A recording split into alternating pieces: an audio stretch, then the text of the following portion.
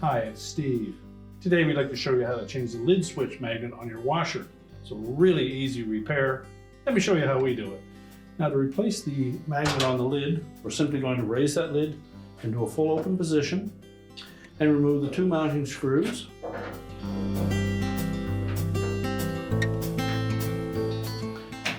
Discard the old magnet assembly.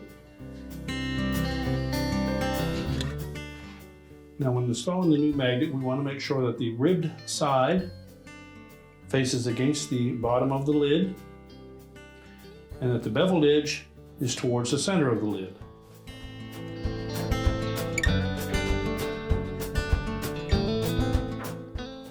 Then line up the screw holes.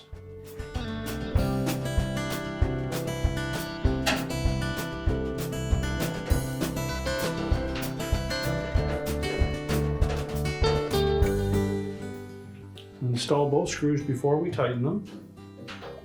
Make sure that they're lined up properly.